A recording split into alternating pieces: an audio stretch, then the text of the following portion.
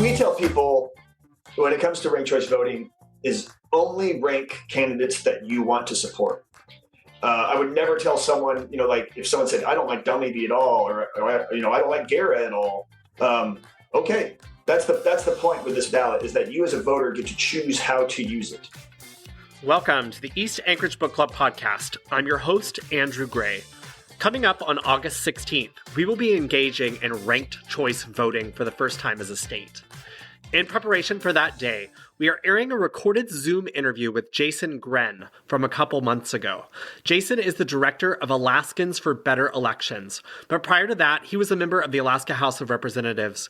Interestingly, after years as a registered Republican, he changed his party affiliation to independent just prior to running for office in 2016. We discussed that as well. Jason Grenn, welcome to the East Anchorage Book Club. Yeah, thanks for having me. Really appreciate it. So you are a lifelong Alaskan, correct? Yeah, fourth generation Alaskan. I'm here on the west side, so I know we might have some rivalry. Oh no, we are well represented on the west side as well. So we, in spite of our name, we span all of Anchorage. So, and you were the House rep for Sand Lake area in 2016, 2018, correct? I was, yeah. In fact, it was really neat because it was a neighborhood I actually grew up in. And so to be able to serve, people I knew back when I was a kid or went to high school with, or teachers or old coaches or family, it was really an honor, and really appreciated that time. But focused on other things that I'm hoping are improving the state as well. And when you served in the legislature, you were part of a bipartisan coalition, correct? Yeah, I tried to make tripartisan a thing, but it never really caught on. Because we had Republicans and Democrats, and then there was another independent who served in the House Majority with me, Representative Dan Ortez from the Ketchikan area. So we had a good spectrum of Alaskans and kind of everyone in between, the right and the left representing in the House Majority. And that opened my eyes to a lot of stuff. It was really a great way, I thought, to serve and, focus on the needs of Alaskans. And I think that bipartisan effort, really takes people to listen and compromise and pay attention to all things, not just what's in front of their nose or what's only in their district. You really do have to kind of reach out and learn and listen. And I think that serves Alaskans in a much better way than, a really super majority or something like that. And did your time serving on that coalition inform your work towards ranked choice voting, or was that something that you were already thinking about? Honestly, ranked choice voting was not something on my radar, either professionally or personally, while I was serving. What really kind of started opening my eyes was when I would have conversations with other legislators, people, both Republicans and Democrats, would say, I can't vote for that. That's going to hurt me in a primary. Or I even had people tell me, look, Jason, we like you. You're doing a great job, but you can't vote for this. This is going to hurt you in your next election. So be smart, and vote, the smart way. Mm-hmm. And as someone who, this was not my life ambition to be a politician or anything. My background's in the nonprofit field and such. You always kind of hear about, the backdoor things of politics and kind of what, that sort of work. But it really caught me off guard because I was there, honestly, to kind of just improve things and listen to Alaskans and people who were very focused on their next election. And that really did make me think about, how do we remove that sort of conversation from people who want to run for office or people who are serving? How can you change something that rewards them for voting the right way, as opposed to punishing them for voting what they see as the right way?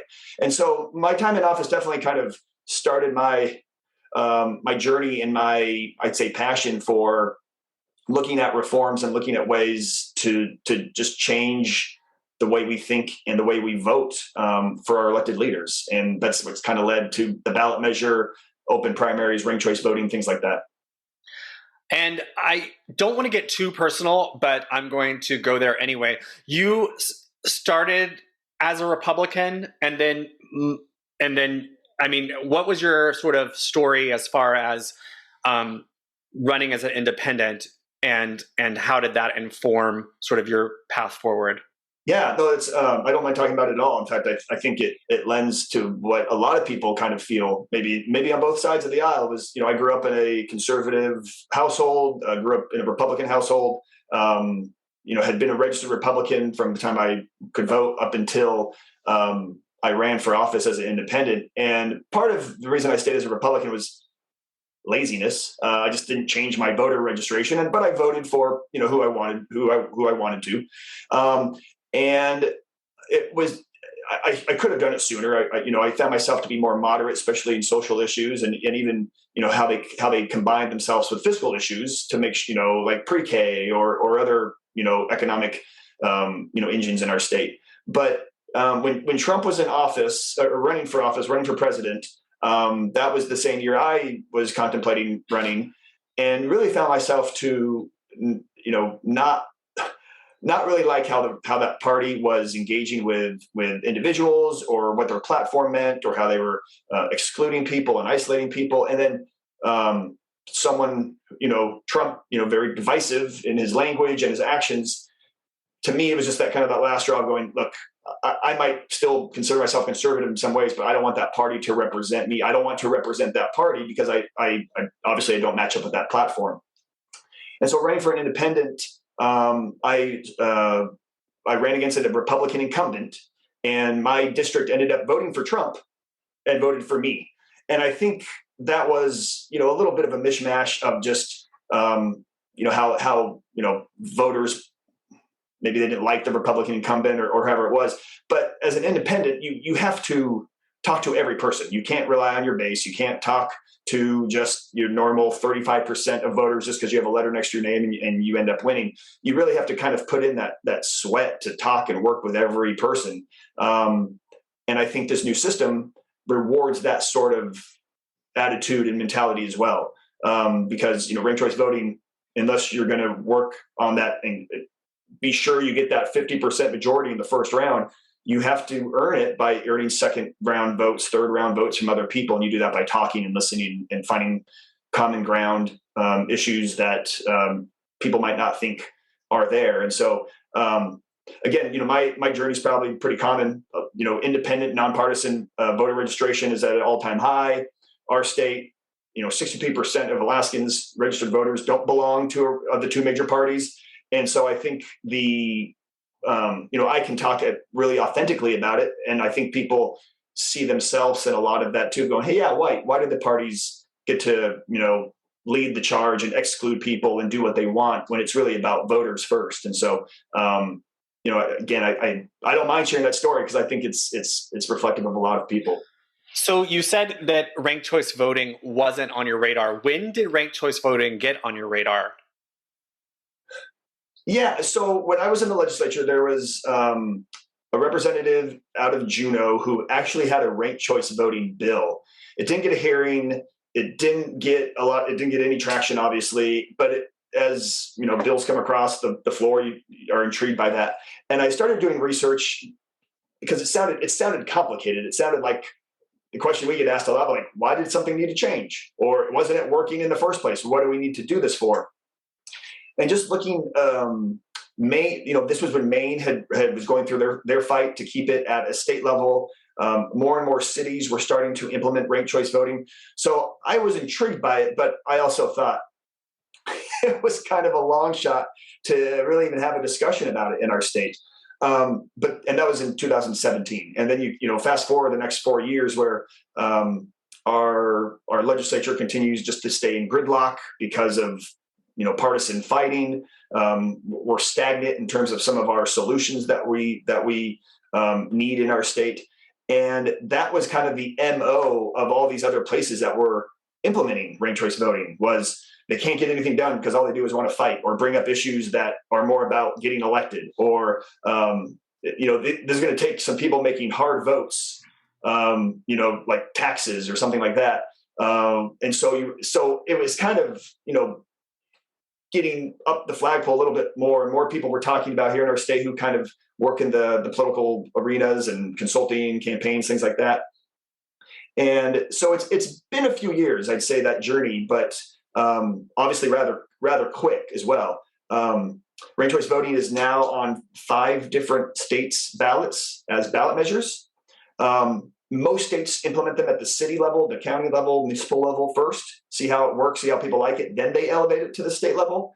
We're kind of going the opposite. We went right to the state level. So it was a quick kind of journey. But a lot of the research, a lot of the work kind of was happening, that 2018, 2019. And then it was on the ballot in 2020. So can you talk a little bit about the places that have ranked choice voting in place and what you've learned from places that have enacted it? Look, well, there's lots of examples in the United States. One of my favorite examples, though, is in Australia. Australia has used ranked choice voting for 100 years. And I had some conversations with a political science professor University of Australia, talked to us, called us out after this got implemented and such. And one of the big takeaways that I had with his conversation was like, look, ranked choice voting makes politics pretty boring because people compromise. There's not a lot of fireworks. They kind of come to the middle. It kind of tends to get, candidates who aren't extreme, who don't want to fight. They just want solutions. That sounds pretty boring. I said, that sounds pretty great to me right now. I would be very happy if our Alaska politics was boring for the next 4 years and we just did good stuff and people got to live their lives and didn't have to worry about all the craziness that happens in Juneau. But around the United States, it's used like Utah right now. 23 cities in Utah just used it for the first time this fall. And Utah, a very conservative state, at the city level, also very conservative.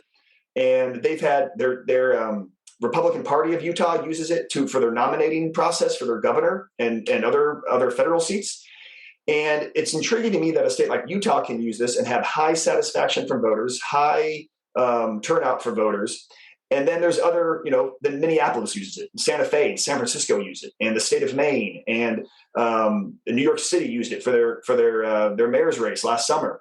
And so I know a lot of people want to get it. Well, it's a progressive thing or it's a conservative thing, this ranked choice voting or reforms in general. But when we look at the data and we look at what voters are experiencing, which is really the focus is voters, voters tend to overwhelmingly love it, overwhelmingly understand it, and want to keep it in place. And that's why I think you're seeing like I said, there's 5 different states right now, like Nevada, Wyoming, Missouri, Wisconsin, have it on their ballots for next year because people are starting to recognize the benefits of it, at least, again, from a voter's perspective. And so it's pretty intriguing that Alaska is kind of leading the way because it is a big shift, and we tend not to be the leaders in big upheaval type of movements, but we definitely are kind of the I hate to say test case, but here in the United States, anyways, we're the first big at a statewide level doing this, and so we've got a big spotlight on us, which is great. We get to talk about all the great things about it, but there's a lot of states are looking at us to make sure things go right, make sure things go smoothly, and do kind of some heavy lifting for them so that they can pass it in their states as well.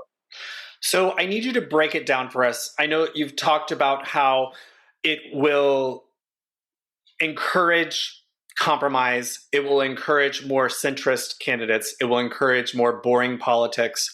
But very specifically, what problems are we hoping that ranked choice voting will solve? And that's a tough question. One, I always hate to overpromise and underdeliver, right? To me, it really is. The problem is right now we punish elected officials for reaching across the aisle, and we punish them for taking hard votes that, even though people might agree, going, yeah, that's a good thing to do, and that's going to move our state forward. That's a benefit to a lot of people in the state of Alaska. If you vote for that, someone's going to put that on a postcard, and you're going to lose your election. So instead of punishing, what's the opposite? Incentivizing. And we want to reward good behaviors. And we want to say, thank you for reaching across the aisle. Thank you for doing something that probably was a hard vote that maybe in your heart of hearts, it's going to be tough, but you want to do it because you see that you've seen the data, you've done the analytics. This is a good thing. And people ask, well, what is the end result that you want out of all of this? What's going to be the thing that, we can say, oh yeah, that was successful. And I mentioned this, before, this is a voter focused reform. So if voter turnout hopefully increases, voter satisfaction, increases, voter interaction with candidates and who wins increases. Candidates who go, usually I only knock on Republican doors or meet in very friendly spaces. Now, I'm rewarded for talking to all voters and listening to all voters. And I think and those are hard to, put a number on or poll or say, oh yeah, Jason met with Republicans and Democrats, the system's working. But it's that sort of, I think, behavioral type of shift, I think will lead to good policy shifts as well. And I don't know if we'll see, next session, January 23, everyone's singing Kumbaya and the state's fiscal problems are solved and everything is great. I don't expect that. And I don't promise anything like that. Our group is, again, focused on voters first. And from that, candidates who want to engage and work with voters and then listen and know what their solutions are for things like fiscal problems, PFD, crime, schools, things like that. And, not trying to be vague or not trying to kind of spin that, but it is, I honestly don't want, we need, if we get 25 independents in office, that'll say it's successful. But that's unrealistic and not something we can do. But again, focused on voter outputs and candidate elected official outputs. Well, I will speak. I'm going to ask two specific questions. So first, Lisa Murkowski is an example of a Republican who has made some difficult votes, who has made a showing of reaching across the aisle. And one would assume on the old system that Kelly Tshibaka would most likely be the Republican primary winner. And since Lisa Murkowski has been censored, and so that's kind of the assumption that someone who may benefit from ranked choice voting is Lisa Murkowski because she will be rewarded for reaching across the aisle, bringing a Democratic senator to Alaska last week, doing those sorts of things, whereas in the previous system, she would have been punished. So I would say that she will get the advantage of an open primary. She doesn't have to compete in a Republican primary. Correct? Yeah, I would agree. Yeah, and I think that's a lot of the assessment goes that way. And I think, we happen to be in a state where this system is also a state where we have a very centrist kind of, sometimes she makes the left mad, she makes the right mad, but I think most people agree that she takes her time on decision-making. And, I've met Lisa once in my life. I've never kind of been in a room with her talking about anything like this at all, but I don't know if she looks at polls before she votes or anything like that, like a lot of politicians, but I think she really does kind of look and go, what's best for Alaska, or, what's best for the United States in general. And that's where she kind of goes when she votes. And no, you're right. In a closed primary system, in a low turnout vote, all of the data shows that in a closed primary system, it tends to be your more, rabid, extreme type of voter who, is, if you vote one way against what I think, you're done, like you're dead to me. And now this system does the opposite. It does have voters kind of look and say, okay, I didn't like you all the time, but you're worth my second vote now because you would be a great, if you're not my number one, you'd be a great number two. And yeah, I think, and that's why I think the Alaska example and what we're working on is so intriguing, because we're going to see the prime example this year. It's not like, the senator is very safe or is a extreme senator themselves and they would win anyway, or this system is a prime example of how it can help a candidate like Lisa Murkowski. But again, this system that there's no names on all of our pre-work for the ballot or figuring out, this is going to keep someone safe or help someone. I've been really on the ballot measure and now the C3, the nonprofit that we run. Never been in a conversation where it says, well, this is to help Murkowski or to, anything like that. And so, but again, we just happen to be in a state where we have a senator who's going to be in a race who the system is going to show if it works or not, I guess.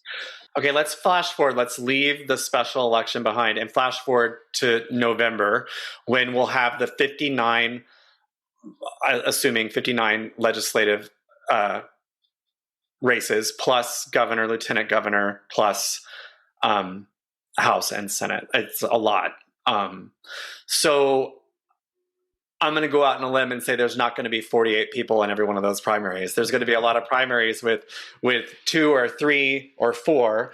So just nuts and bolts questions. If you only have 4 people vying for a seat, then all 4 would move to the final ballot. Do we even have to have the primary, or what happens in that case? Yeah. So obviously, in the system, the open primary, the top 4 vote getters in each race move on, regardless of their party affiliation. The top 4 move on. And so if you have 5, 6, or 7, the top 4 move on. If you have 2 or 3 or 4, the top 2 or 3 or 4 move on. And in our state, one, it's just a logistical problem. But to have a primary, you couldn't take a primary off of some races or, just because there's 3 people, well, it kind of is an automatic, they get to move on to the general, but you couldn't do that legally. You do have to have a primary race.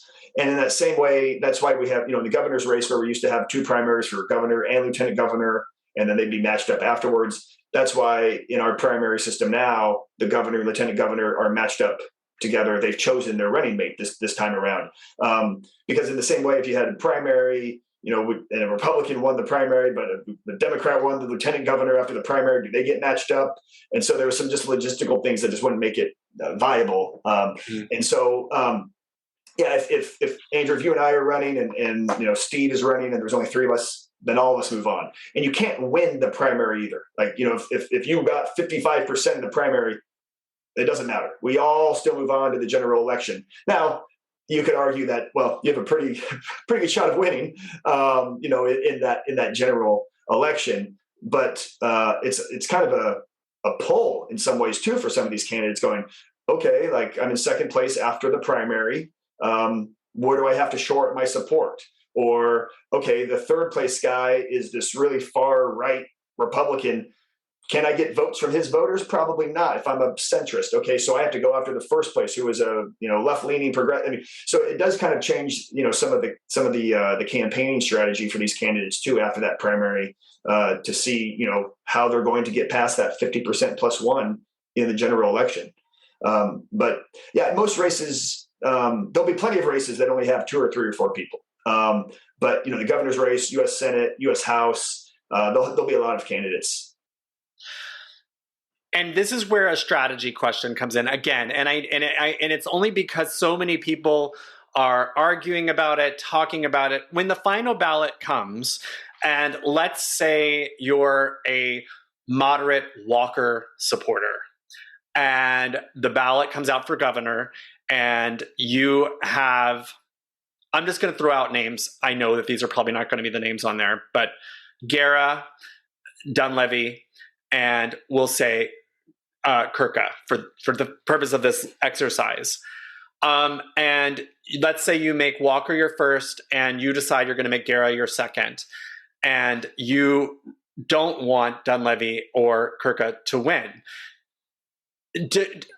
Is there a good strategy to only list your first and second choice, or is that not wise? Like, you should go ahead and say, you know what, I'm going to have to rank Dunleavy above Kirka, so I need to put a number 3 on there. And then if I've done 1, 2, 3, I might as well write 4. I mean, because it seems like what's the point of writing the 4? We tell people when it comes to ranked choice voting is only rank candidates that you want to support.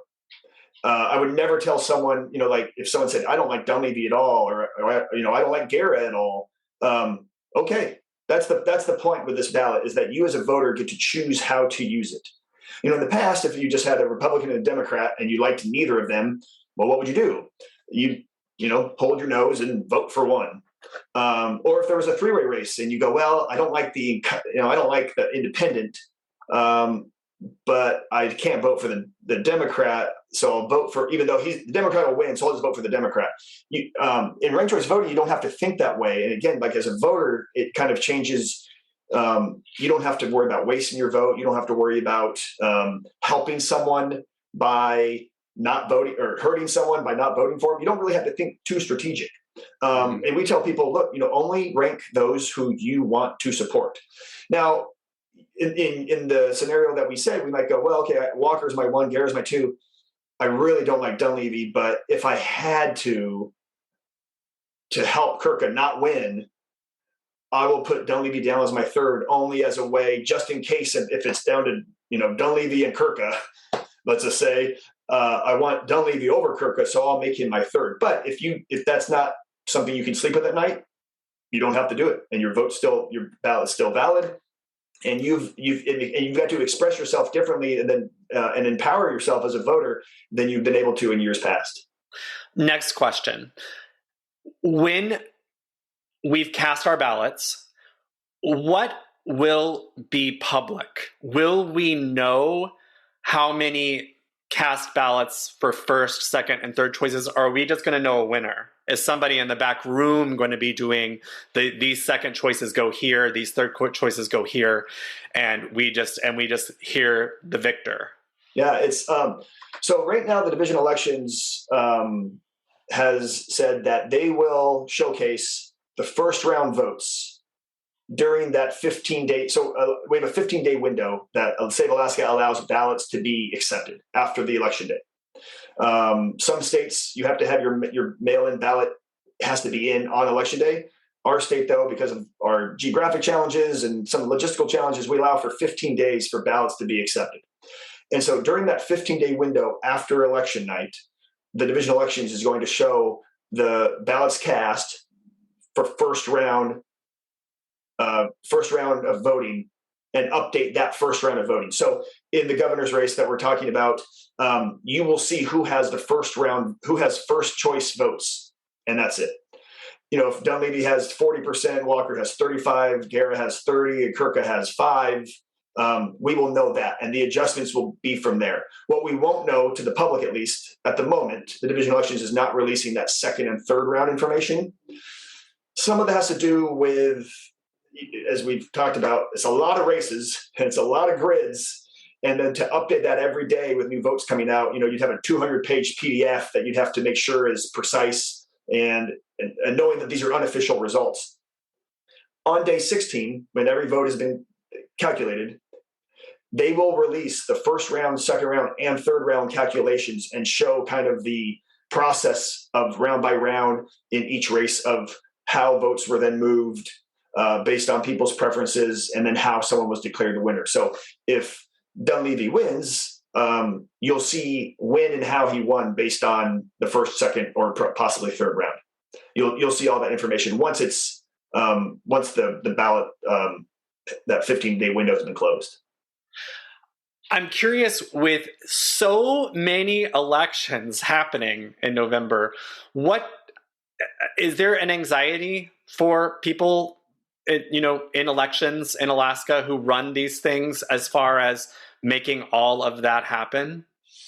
I'll say this: one, they've had lots of time. This passed in 2020, and the division elections has done a great job of really going, okay, this is our new set of laws, and we are going to, like we always do, make sure that this is done with transparency, done legally, that we engage with voters and they know how to vote correctly. They've been connecting, I know, with national experts, people that we know from our group and our that we talk to. They've talked to the Secretary of State of Maine. They've talked to these cities that use it across America. The software system that a lot of these cities and even Maine use for ranked choice voting, we happen to already use as a vendor here in our state. And so they're very well versed in the software. They've upgraded all the ballot tabulators. They've upgraded the software for the ballot for the voting machines. They're doing testing. I think with any system, until election day, you always kind of are checking, everything, triple checking everything, and looking at what could go wrong, what's going right, what do we need to fix, what needs to be improved. But our state has a really wonderful track record of security and integrity during our voting process. And I think they're up to the challenge with this new system. And like I said, it's kind of all hands on deck. But there's been some sleepless nights. We'll definitely admit that, especially with the special election kind of moving up all of the education, moving up all of the information that needs to be distributed. And then a lot of the questions that we've been talking about today is just, what about this or what about that? I hadn't thought about that. We're still kind of going through some of those. And so, but by election day, I think everyone's going to be ready. Voters are going to know how to do this. I mean, this thing's in the news all the time. It's on social media. Groups are getting together. We've done 150 presentations in the past 12 months. We're going around the state doing sort of public events and presentations. We were in Fairbanks and Kodiak and Juneau and Kenai and Homer and just everywhere talking to voters. And so I think by the time election day happens, from a voter perspective, I think it'll be no problem like it usually is. Hello, folks. Spirit of Alaska here, and you caught me just as I was going on a bike ride around town. Anchorage has such beautiful summers, and biking is the only way I can keep up with Polaris. What do I listen to on my buds when I bike around town? None other than the East Anchorage Book Club podcast. If you bike with your friends, try listening to it together. And when you stop for lunch, you can discuss what you heard. Nothing better than discussing the people that make Anchorage great over a cup of joe. So go ahead, even if you don't bike, tell your friends about the East Anchorage Book Club podcast, and you'll always have something interesting to talk about. Wait up, Polaris. I'm a-coming. Madeline has a question. She's going to unmute and ask. So my question was, first of all, I just wanted to comment that my nephew lives in New York City, and he said he was very confused about the ranked choice voting, which had a lot of candidates for mayor, but they figured it out, and he said that New York City did really good education. My question was, does ranked choice voting increase turnout? Increasing turnout is good for democracy, and if it does, or maybe it does in certain segments or demographics. So maybe young people, are those, does that change any of that? So that's my question. Yeah, it's a great question. Yeah, New York City, as a side note, when they did ranked choice voting, we're only going to be using up to 4 candidates, very kind of focused, up to 4 people. New York City had over 35 candidates that you could rank up to. So you could rank all 35 or whatever number they had on their ballot. You could do that if you wanted to. They found that most people ranked about 3 or 4 people. In fact, that's why the ballot design that we worked on, that top 4, it did kind of use that data point, going, okay, most people can figure out 3 or 4 candidates. Anything over that kind of gets a little daunting. And so that top 4, these other states I mentioned, they're looking at top 5, but that tends to be what voters can kind of focus on. In turnout, it does increase voter turnout. In some places, it hasn't been sustained, and sometimes that's it has less to do with the system as opposed to sometimes the candidate or who's the incumbent.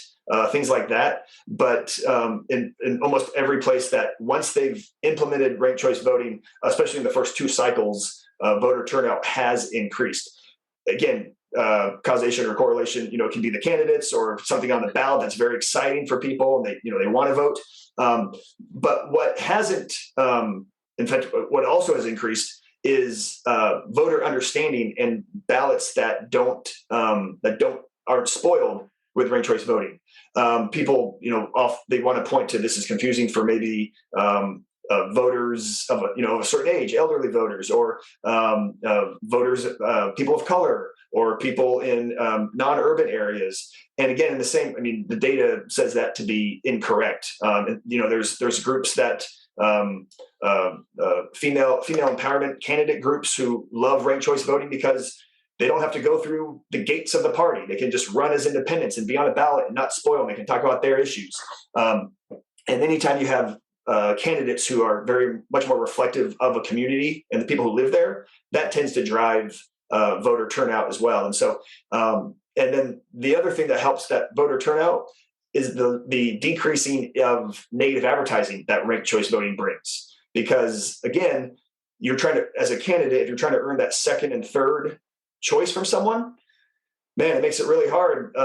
If you're trashing, opponent X, and then you go to a door of a supporter of opponent X and you go, hey, I'd like your number 2 vote. After they just got something in the mail that said, this guy stinks. It makes it hard for them to earn that support. And so candidates tend to, the smart candidate, the savvy candidate tends to focus more on issue, voter engagement, things like that, as opposed to, well, let's just drag my opponent through the mud and that will help me. And then if voters are having a good experience through the campaign process, they tend to actually vote at higher numbers as well. And so I'd say it's kind of a number of things that help drive that turnout, but ranked choice voting tends to be kind of the cornerstone of a more positive experience that tends to have people vote that maybe they've taken a break, or they're first-time voters, or things like that. So it's the data suggests that it does help increase turnout. Next question about redistricting, since that's something that our state is dealing with right now. Does ranked choice voting decrease the incentive for gerrymandering? Anecdotally, it does. It makes it harder to gerrymander, because you can't just say, well, this now is a very red district because we've shaped the map to be this way. Because you're now looking at voters who have to think about their second and third choice, and you don't know where they're going to go with that because you don't know the candidates. If it's again a moderate purple to red district, we go, well, a Republican will win that. Sure, but what type of Republican? Or can the incumbent just go back to their base and say, okay, I just got to talk to my Republican. This is a Republican district. I'll just talk to Republicans, and I'm made in the shade. Well, now you get that centrist running, you get a Democrat running, and you get more voters having to look at their second and third choice. And it's harder it makes it very, very hard to say that a Republican incumbent is safe in a Republican district, because it changes the calculus on how candidates have to act and how voters have to act. And so it does make it harder to gerrymander in the same way that you would be able to in a typical map drawing. Last question. Do you think ranked choice voting will come to the municipal level? And is there a group working towards that? Or what is the status on Anchorage having ranked choice voting for its elections? I think it'd be a great idea. One, if you looked at our mayor's race and how our mayor's races are set up, right? If no one reaches a threshold, well, we have an automatic runoff. Well, one, ranked choice voting does that for you. Ranked choice voting is often called instant runoff because of that's really what it is. Okay, well, no one got a majority yet, so let's work towards a majority. One, it would save the city millions of dollars. You'd have one less election. You'd have voter fatigue. Instead of having to ask people to vote again 6 weeks later, now you just have to vote once. It would decrease the amount of mailers and the amount of fundraising that people would have to do, because you would only have to have this one race. And I think when you kind of look at, and that's why you're seeing it at ranked choice voting is just kind of blowing up. I mean, obviously our group and myself are in tune to who's putting it at the municipal level. It's popping up in cities more and more and more and more all over the place. As I mentioned, 23 cities in Utah. I mean, that's a phenomenal amount of places. And I think they're seeing the benefits at that, again, just from a purely election administration standpoint, you don't have to get poll workers back a month later. You don't have to set up, 150 polling locations. You don't have to do all these things, and you're achieving the same result. You're doing an instant runoff because no one received a majority. So I think that it would make sense in Anchorage to do. I know some cities, we've had conversations with other cities around Alaska who are intrigued by it and want to start talking about it. But if I'm honest, I think we need to get through this first time doing it for voters, see how it shakes out, see how voters go, okay, that wasn't that hard, or okay, that makes a lot of sense. And then I think you could see some momentum start building at the municipal level across Alaska. Again, saving $2 million, increasing voter turnout, that sounds like a win-win to a lot of people on both sides of the aisle. So I think eventually, I think Anchorage would be a great place to do it, especially with our vote by mail system. I think it'd be very easy and makes a lot of sense. But our group is not working on that. It's not something that we're focused on. There might be individuals or other groups who want to make that a reality. But I will say at the assembly level, they use it. If you remember a few years ago, I think Tim Steele was leaving the assembly. They had a couple of names, and the assembly members were voting to replace him, and they kept tying round after round after. They had like 10 rounds of just tied votes. And they now have it in the charter that they'll use ranked choice voting at the municipal level when they're replacing an assembly member for a special election, not at a citywide level at all, but at that level they will for like a temporary seat. And so maybe that's the creek that opening the door that needs to happen. We'll see. Jason Grenn, thank you so much for joining us today. I also want to wish you a happy birthday. It was yesterday. So thanks for being here. I think we learned a lot. It was really good for me. I don't know if anyone else has anything else they want to say, but I'm very appreciative for you sharing your knowledge about ranked choice voting today. Yeah, thanks for having me. Our group, as a nonpartisan group, is just focused on voter information and education, and we just want voters to feel very confident about how to fill out their ballot and how to vote. And so if people have questions, our website is alaskansforbetterelections.com. It's got a lot of information. The Division of Elections at the state level, they have a tremendous amount of just kind of FAQs and videos, sample ballots people can look at if they're, want to get used to looking at the ballot, what it might look like before they go vote, practice even. There's a lot of tools out there. And I think if once people kind of get engaged and start, getting past, we get to use it in practice. We're very hopeful that voters are going to like this process and candidates will as well. So, but if people want to reach out and have more questions or just want to, get through some of the weeds or have an idea about how to spread the word, we're happy to talk to people. So please reach out. It'd be great. Thanks again to Jason Grenn. Big thanks to Corey Coolidge for making this podcast listenable. And thank you to you, our listeners. If you like what you heard, please subscribe, rate, and review us. Next week, retired Superior Court Judge Michael Wolverton discusses his 38 years on the bench in Alaska, as well as his time as a public defender. Please tune in.